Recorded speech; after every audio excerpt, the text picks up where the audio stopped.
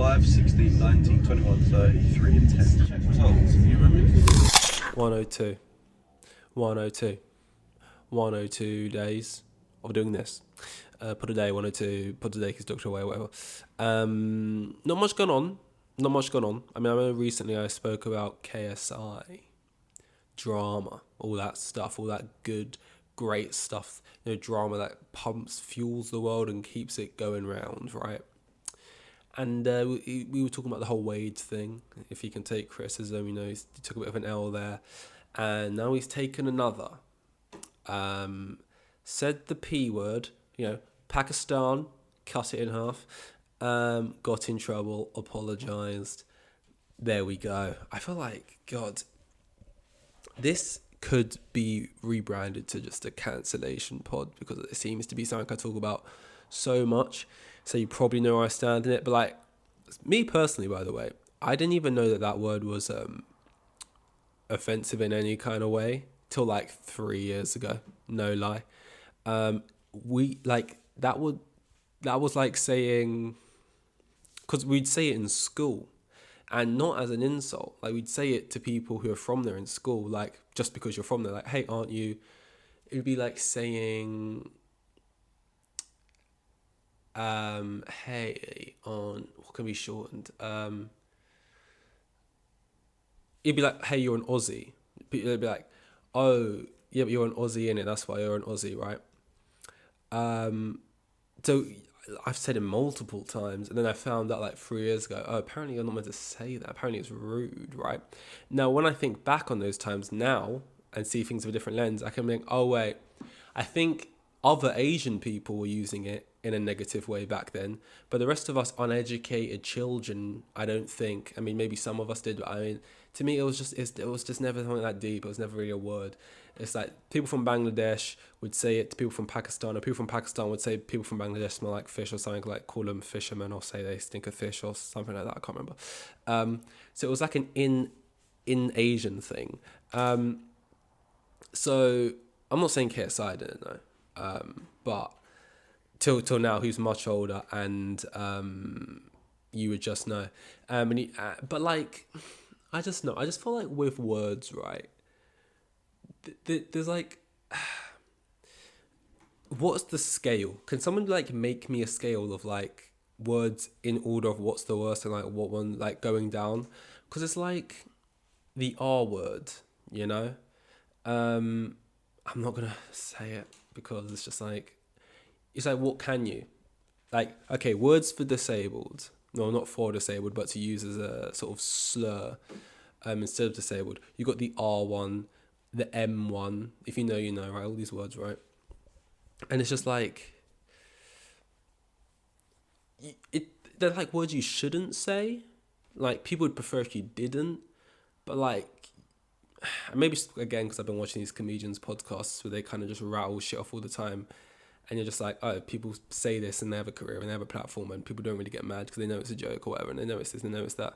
It's like, I don't know where the Pakistan slur sits on things, but obviously from my point of view, not having any horse in the race or whatever, I'm just kind of like, it's just one of those things. Like, it's not going to end you, it's not going to cancel you, it's just going to make people mad at you online. Then you're going to apologise and everyone's going to forget about it, type thing. But what I do think is, when I saw like the Sidemen account put out like an apology of their own, like apologising profusely multiple times, I'm always just like, why do people do those? Like, I just don't feel like, I feel like putting up on social media, putting out apologies that have been written up in like a Word document or like on a notes app or just whatever, and then putting those out as like you start to cage yourself in with what will be accepted of you. You know what I mean? Like,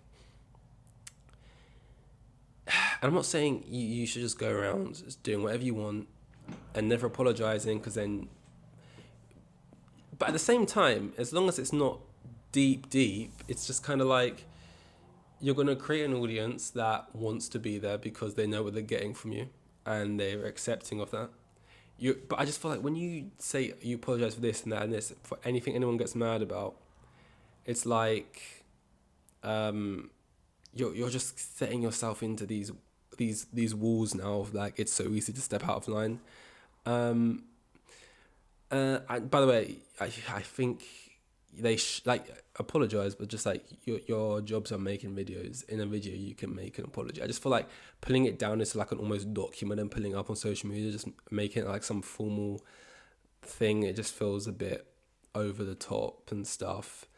I also subscribe to the fact that, you know, whether you think things are that deep or not that deep, if they're deep to the other person, it offends them that much, then probably don't do it, because it doesn't hurt you in any way to just not do it. Whether you think it's a big deal or not, if it really gets to someone else, then it's like, okay, I won't, because it's just like, sure, you don't want to make people uncomfortable. But yeah, I just think, I don't know where that word sits on the scale. There's a lot of Asian people who went to my school, not particularly like Chinese, Japanese, South Korea, not that, more Bangladesh, Pakistan, and India, Sri Lanka, probably more that type of Asian. So I was around a lot of Asian people at school times, but honestly, don't know where they've all been since then. I ain't seen many, so I don't really know where that word sits on the scale of things. But like, yeah, you know, said it. Got in trouble, and because he had the Wade thing as well that recently happened, it's kind of just like, oh, you keep fucking up a lot now, don't you? But yeah, I don't know. I just think, you know, and even look, I think what's gone on here, right? Firstly, the real person who should be apologising is the editor, because they've stitched you up properly. It's like, how have you not just beeped that for him? For example, I know for a fact that in multiple videos they say the hard R word, you know, the R-tard there. Ass doesn't count, but yeah, that word, right? I know they've said it multiple times. And if you said that, there'll be people who are offended. It'll say similar sort of backlash, and they'll get mad at you, maybe forcing you into an apology. But I know for a fact that multiple times they've said it in videos, it's been bleeped out. And it's like, we know what they're basically saying, but it's been bleeped out, no one gets annoyed, right? So if in his mind he was like, oh, I'm just saying a word on a similar level to that word, you know, it's a little bit naughty, but it's not actually anything that bad, I can give the benefit that was probably what he thought he was doing, whereas, oh, people are more annoyed about this, and I thought it was similar to that, but people are more annoyed than that. So it's like, you know, it's like who the fuck cares, man? It's like, if you do something, and I just feel like intention is a big thing. And it's like, if you make a mistake and it's a mistake, then who the fuck really cares? Like, people who get like serious and stuff, and it's like, I've lost so much respect for you. It's like, or like these people do anything for content. It's just like, firstly, I don't know. I just feel like it's just ridiculous, man. It's just like, the whole like definition of mistake is just, you know, you did it by accident, you didn't realise what you're doing. Tottenham have just scored. That's just completely taken me out of my thoughts. I basically said everything I wanted to say. I just think, you know, cancelling is silly. Mistakes can be made. People say things.